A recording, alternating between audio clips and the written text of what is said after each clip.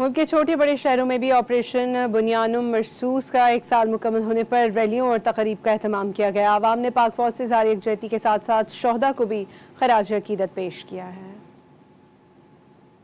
اسلام آباد میں پاکستان مسلم لیگ نون کے مرکزی سیکریٹریٹ میں مارکہ حق کی مناسبت سے تقریب ہوئی۔ پارٹی رہنماؤں اور ارکان اسمبلی نے خطاب کرتے ہوئے پاکستان کی عسکری اور سفارتی کامیابیوں کو خراج تحسین پیش کیا۔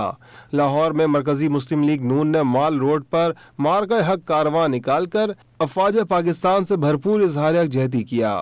راولپنڈی میں بھی انجمن تاجران نے لیاقت باغ سے ریلی نکالی۔ شرکاء نے بھارت کو منہ توڑ جواب دینے پر پاک فوج اور فیلڈ مارشل کو خراج تحسین پیش کیا۔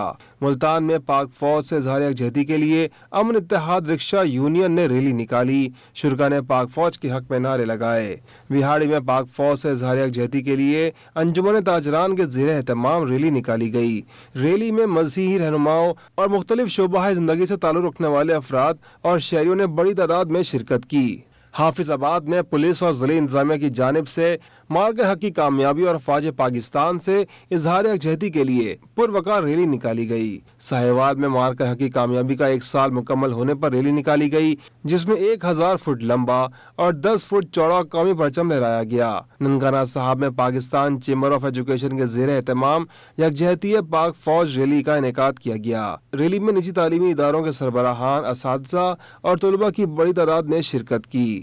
Central prison and correctional facility Khairpur میں بھی مارکہ حق کی پہلی سالگرہ پر تقریب ہوئی۔ مقررین نے شہداء کی قربانیوں کو خراج عقیدت پیش کیا۔ آزاد جموں و کشمیر کے دارالحکومت مظفر آباد میں ہم ہیں بنیانم مرصوص ریلی نکالی گئی۔ ریلی کے شرکاء نے پاک فوج سے اظہار یکجہتی کے لیے نعرے لگا کر اپنی محبت کا اظہار کیا۔